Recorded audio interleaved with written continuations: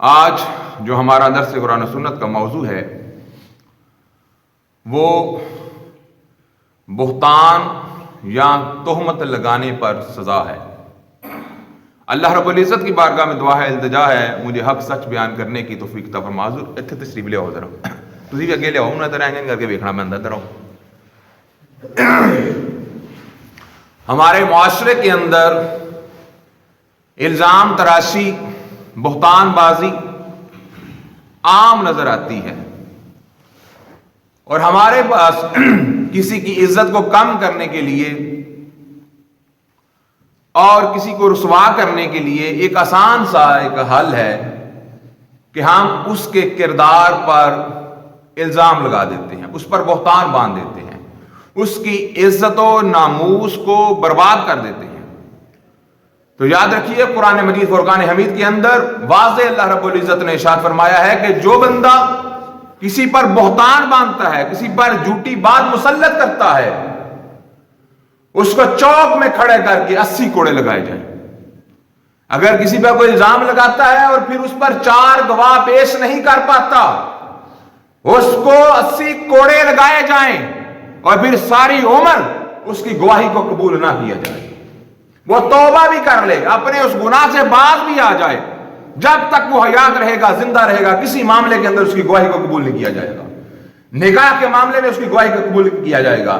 کسی اور معاملے میں کہیں بھی گواہی کی ضرورت ہو تو اس شخص کی گواہی کو اسلام قبول نہیں کرتا۔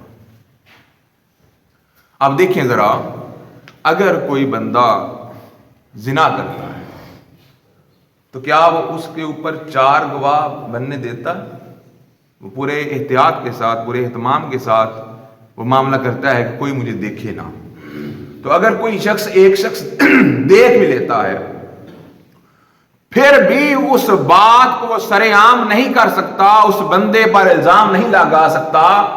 جب تک وہ 4 گواہ پیش نہ کر سکے۔ اگر اس کے پاس 4 گواہ نہیں ہیں،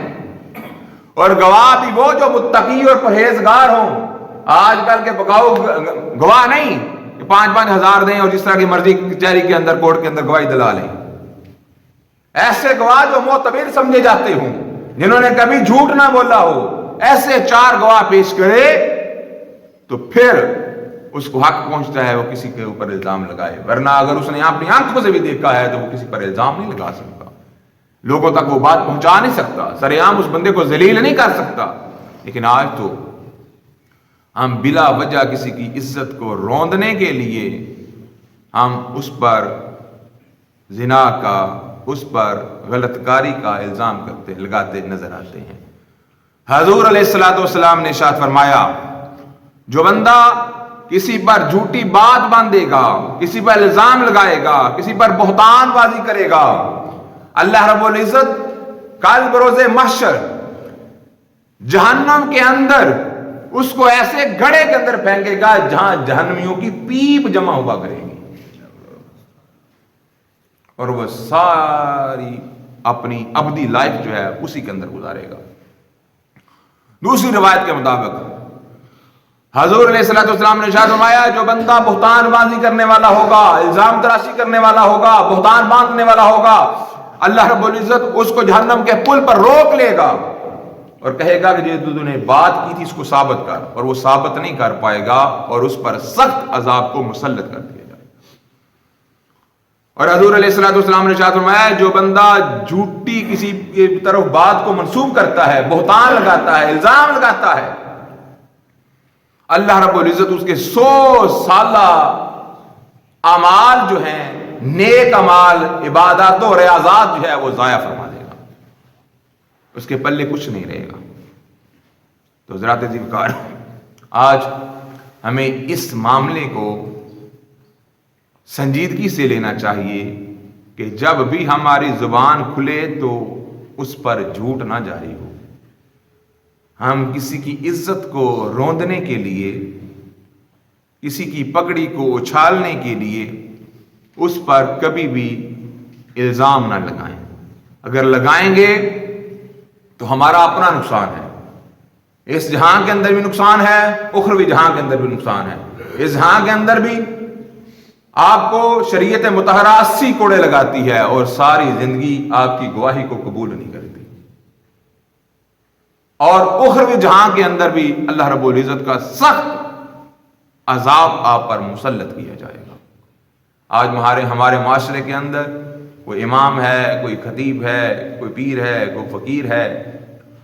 جب لوگ اس کی عزت کرتے ہیں، لوگ احباب اس کو مقام دیتے ہیں، تو کچھ شر پسند عناصر اسی طرح مساجد کے اندر بھی ایک دو گندی مچھلی موجود ہوتی ہے جس کو امام کی عزت جو ہے وہ راس نہیں آتی،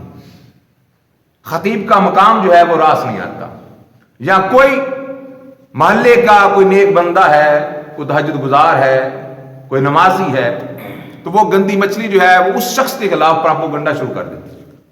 وہ دو چار ساتھیوں کو آہستہ آہستہ کنونس کرنے کی کوشش کرتی ہے، بندہ ہم ہی ہیں بس، میں انہوں انج کر دیں میں کیا سی، میں انہوں انج کر دیں میں کیا سی، ہولی ہولی ہولی آہستہ آہستہ آہستہ آہستہ وہ دوسروں کے ذہنوں کو خراب کرتا ہے، اور پھر وہ سازش اس قدر بڑھ جاتی ہے، وہ ہوتا اکیلا ہے، پھر ایک ٹولہ جمع ہو جاتا ہے، پھر کوشش کی جاتی ہے کہ اس امام کو، اس خطیب کو مسجد سے نکالا جائے، اور اس کو نکالنے کے لیے طرح طرح کے ہتھ کنڈے استعمال ہوتے ہیں۔ یہ میں کسی پر بات نہیں کر رہا، یہ ہمارے معاشرے کے اندر ہو رہا ہے، آپ کی مسجد کی بات نہیں ہے، ہو سکتا ہے ادھر بھی ہو، میں یہ بھی نہیں کہتا کہ نہیں ہو، لیکن اکثر مساجد کے اندر یہ معاملات دیکھنے میں آتے ہیں کہ ایک آدھ بندہ ایسا ہوتا ہے جس کے اندر غلط قسم کے جراثیم موجود ہوتے ہیں، جو کسی کی عزت کو برداشت نہیں کر پاتا، خود وہ گٹیا ہوتا ہے، حقیر ہوتا ہے۔ یاد رکھیے، جس کے پاس جو ہوتا ہے وہی کسی کو دیتا ہے۔ آپ کو پینٹ لینا ہے تو آپ پینٹ والی دکان پہ جائیں گے، آپ پینٹ والی دکان پہ جا کے کہیں کہ مجھے 2 کلو چینی دے دیں، دے گا وہ؟ اس کے پاس ہے ہی نہیں، کہاں سے دے گا؟ اگر کریانہ اسٹور پر جائیں گے، اس کو کہیں کہ مجھے پینٹ دے دو، دے گا؟ کہے گا میرے پاس بھائی خرد و نوش کی اشیاء ہے، کریانہ ہے، چینی لے لو، چاول لے لو، میرے پاس آٹا لے لو، دوسری اشیاء لے لو، لیکن میرے پاس پینٹ نہیں ہے۔ جس کے پاس جو ہوتا ہے وہی اس کو دیتا ہے۔ عزت والا ہی کسی کو عزت دے سکتا ہے، جو خود بے عزت ہوتا ہے، جو خود گٹیا ہوتا ہے، جو خود حقیر ہوتا ہے، جو خود چور ہوتا ہے، بغیرت ہوتا ہے، وہ کبھی کسی کو عزت نہیں دے سکتا، اور نہ اس کو کسی کی عزت راس ہی آتی ہے، نہ ہی وہ کسی کی عزت ہوتے ہوئے دیکھ کر خوشی محسوس کرتا ہے، بلکہ اس کے دل کے اندر حسد کی آگ بھڑک رہی ہوتی ہے، اس کے دل کے اندر نفرت کی آگ شعلے اٹھا رہی ہوتی ہے، وہ کسی کو برداشت نہیں کرتا۔ تو خدا را اس معاملے کے اندر معاشرے کے امن و سکون کو بحال رکھنے کی خاطر اپنے اندر جو برائیاں ہیں، اپنے اندر جو ناسوس کٹھے ہوئے ہیں، ان کا خاتمہ کریں، اپنی زبان کا صحیح استعمال کریں۔ امام احمد بن حنبل کی شریعت اور مذہب اور مسلک کے اندر اگر کوئی بندہ کسی کی طرف جھوٹ منسوب کرتا ہے، کسی پر الزام تراشی کرتا ہے، وہ بندہ امامت کے قابل نہیں ہے، اس کے پیچھے نماز نہیں ہو سکتی۔ اور پھر حضور اکرم شفیع معظم صلی اللہ علیہ وآلہ وسلم نے ارشاد فرمایا کہ جو بندہ کسی دوسرے پر الزام لگاتا ہے وہ دائرہ اسلام سے خارج ہو جاتا ہے۔ حضور فرمایا ایک مسلمان پر دوسرے مسلمان کے 4 حقوق ہیں۔ دائرہ اسلام کے اندر داخل ہونے کے بعد ہر بندے پر 4 چیزیں فرض ہو جاتی ہیں، وہ یہ کہ پہلی کہ وہ دوسروں کے عقیدے کے حوالے سے بدگمان نہ ہو، کسی کو کافر نہ سمجھے، کسی کو برا نہ سمجھے، بلکہ اس کے بارے میں حسن ظن رکھے، ہمیشہ دوسروں کو اچھا سمجھے۔ یہ عمل کسی کا کوئی کوتاہی، کسی کی کوئی خامی دیکھیں بھی تو سمجھے ہو سکتا ہے میری آنکھوں کا دھوکہ ہو، اپنی ذات کو برا جانے، کبھی کسی کو برا نہ جانے۔ حضور نے فرمایا ایک مسلمان کے دوسرے مسلمان پر 4 حقوق ہیں، اور ایک مسلمان پر دائرہ اسلام میں داخل ہونے کے بعد 4 فرائض عائد ہوتے ہیں۔ پہلا فرض یہ ہے کہ وہ کسی دوسرے مسلمان کے عقیدے کو غلط تصور نہ کرے، کسی پر کافر ہونے کا فتویٰ نہ دے، کسی کو مرتد ہونے کا اعلان نہ کرے۔ دوسرا، اس کی جان کی حفاظت کرے، ایک مسلمان دوسرے مسلمان کا ناحق قتل نہیں کر سکتا، اس کی جان کی حفاظت دوسرے مسلمان کے ذمہ ہے۔ تیسرا، حضور علیہ السلام نے فرمایا اس کے مال کی حفاظت کرے۔ کوئی مسلمان دوسرے مسلمان کی اجازت کے بغیر اس کے مال پر تصرف نہیں کر سکتا، کسی دوسرے کی شے اس کی اجازت کے بغیر نہیں لے سکتا۔ یہ جوتے باہر پڑے ہیں مسجد کے باہر لوگوں کے، آپ لوگوں کے جوتے پڑے ہیں، کوئی نمازی دوسرے نمازی کی اجازت کے بغیر کسی کا جوتا پہن کر واش روم بھی جانا چاہے تو نہیں جا سکتا۔ کسی کی کوئی چیز پڑی ہے، کسی ساتھی کی چیز پڑی ہے، آپ بلا اجازت اس کی چیز کو استعمال نہیں کر سکتے، چاہے تھوڑی دیر کے لیے استعمال کیوں نہ کرنی ہے۔ چوتھی چیز، حضور علیہ السلام نے ارشاد فرمایا کہ اس کی عزت کی حفاظت کرے، اس پر بہتان نہ باندھے، اس کی عزت کو رسوا نہ کرے۔ اگر کوئی خامی، کوئی کجی، کوئی نقص دیکھتا ہے تو اس پر پردہ ڈالے۔ اگر اصلاح کا جذبہ موجود ہے تو تنہائی کے اندر اس کی سیلف ریسپیکٹ کو مینٹین رکھتے ہوئے، اس کی عزت نفس کا خیال رکھتے ہوئے اس کو تنہائی کے اندر سمجھایا جائے اور ادب کے ساتھ سمجھایا جائے، پیارے بھائی آپ بہت اچھے ہیں، مگر آپ کا یہ جو عمل ہے یہ شریعت مطہرہ کے سنہری اصول و ضوابط کے منافی ہے، یہ رب کے قرآن اور نبی کے فرمان کے منافی ہے، اس کو اللہ اور اللہ کے رسول نے منع فرمایا ہے، اس لیے برائے کرم اس عمل سے اجتناب کریں۔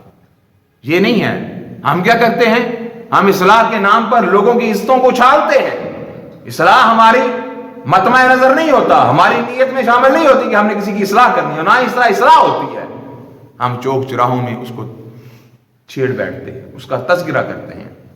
وہ ایسا ہے، وہ ایسا ہے، اس کی بیٹی ایسی ہے، یہ ہے، وہ ہے، اس کا گھر والا ایسا ہے، اس کی عورت ایسی ہے، اس کی بیوی ایسی ہے۔ تو ہم لوگوں کی عزتوں کو اچھالتے نظر آتے ہیں، جبکہ اللہ اور اللہ کے رسول نے اس سے منع فرمایا ہے۔ جو چار فرائض دائرہ اسلام کے اندر داخل ہونے کے بعد بندہ مومن پر عائد ہوتے ہیں، ان میں سے ایک یہ بھی ہے کہ ہم دوسروں کی عزت کی حفاظت کریں۔